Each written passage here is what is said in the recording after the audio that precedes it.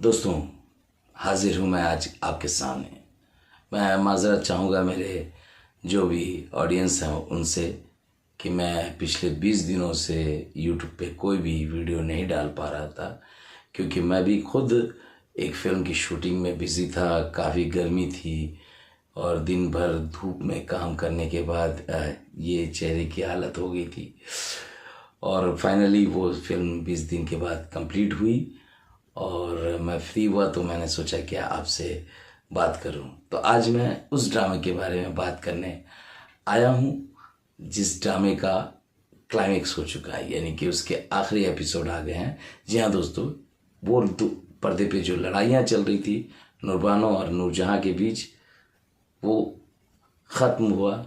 उसके साथ ही एक ड्रामा हैप्पी एंडिंग के साथ ख़त्म होता है।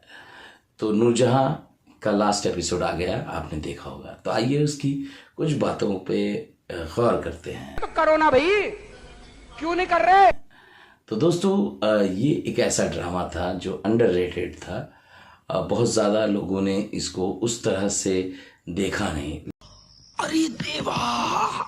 लेकिन ये एक ऐसा ड्रामा था जो शुरू से आखिरी तक इंटरेस्टिंग था, इंटरेस्ट बनाए हुए था। तो आइए एक मुख्तसर कहानी पे नज़र डालते हैं कि इस लास्ट एपिसोड में ये हुआ कि मैक्सिमम फ्लैशबैक थे। लोगों को रियलाइज़ हो रहा था, जो कैरेक्टर थे नूरजहां, उनको रियलाइज़ हो रहा था, उनकी गलतियों का एहसास वो कर रही थी।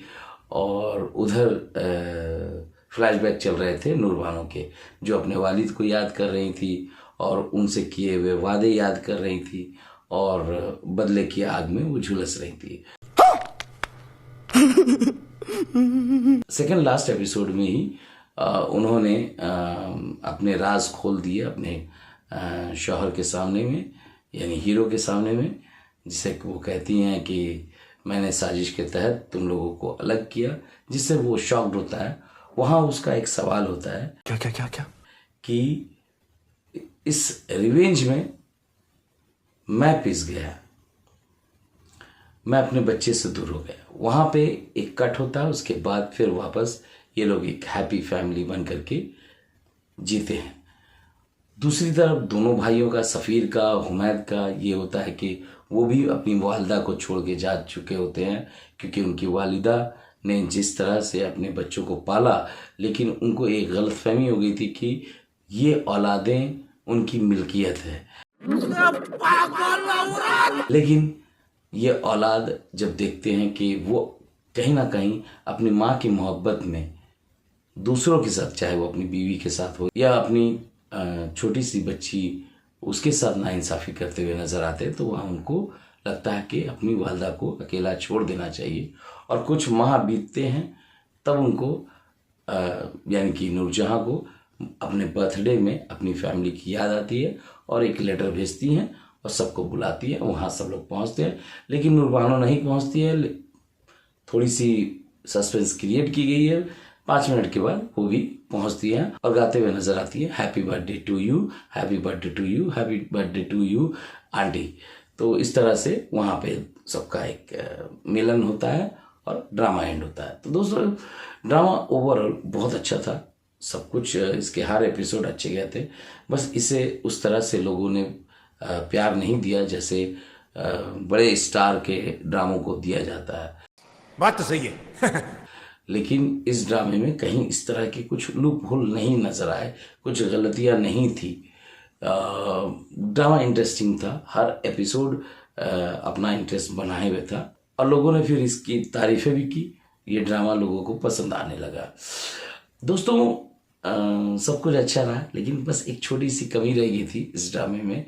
वो ये कि पहला जब एपिसोड शुरू होता है तो नूरजहां अपना बर्थडे मनाती हैं, उनके बेटे आ जाते हैं और वो बर्थडे मनाते हैं। वहाँ उनकी बहू जो है सफ़ीना, वो नाराज़ होती है क्योंकि उस दिन उसका बर्थडे होता है।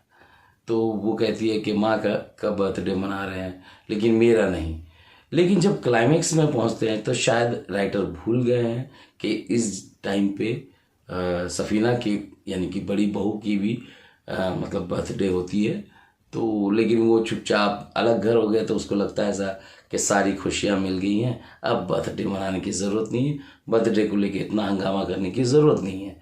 इसलिए वो अपने हस्बैंड के साथ बैठ करके टीवी देखती रहती है। तो ये जो सबसे बड़ी कमी नज़र आई, उधर नूरजहां जो है वो बर्थडे मना रही है, बहू नहीं मना रही है।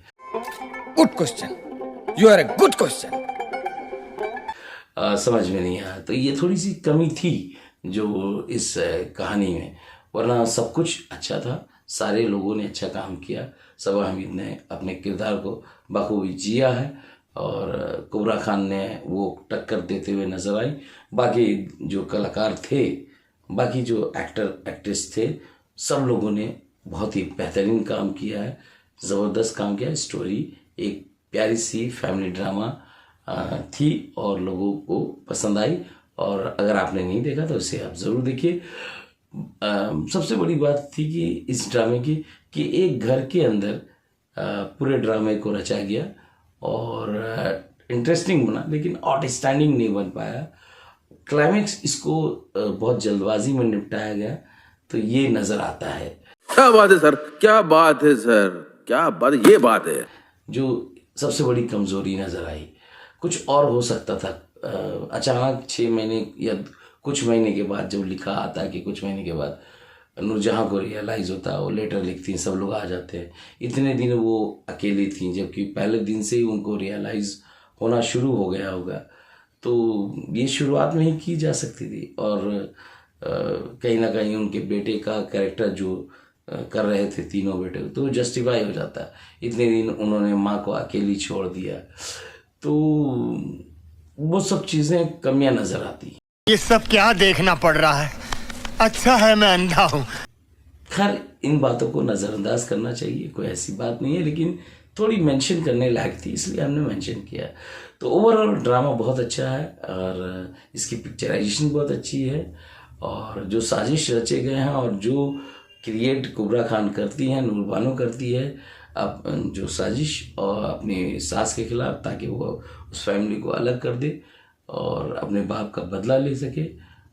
लेकिन वो बहुत ही इंटरेस्टिंग था। साथ में एक मैसेज भी दी गई कि भाई, अगर सबा हमीद यानी कि नूरजहां ने इस तरह का किया, तो नूरबानो भी करते करते कहीं ना कहीं उस तरह की किरदार हो जाती। इसलिए कहा गया कि बदला सब कुछ नहीं होता, ज़िंदगी में आगे बढ़ना भी चाहिए। अच्छा, तो इसलिए वो इन सबको भूल करके एक वापस से एक फैमिली बनती है। एक सवाल जो बार बार इस ड्रामा में उठ रही थी वो ये कि नूरजहां जो है वो इतनी बड़ी मतलब कंपनी चलाती है, डायमंड यानी ज्वेलरी की कंपनी जो डिज़ाइन करती है, और सारे वर्कर रखी, घर में एक नौकर नहीं रखी, ना नौकरानी रखी है, और बहुओं से वो काम कराती। थोड़ा अटपटा सा लग रहा था, लेकिन लास्ट में एक लाइन्स आता है जिसमें उन्होंने कहा कि मेरी माँ कहती थी कि भाई अगर माँ अपने बच्चों को अपने हाथ से खाना खिलाए तो बच्चे पल्लू में बंधे हुए रहेंगे, इसलिए उन्होंने नौकरानी नहीं रखी।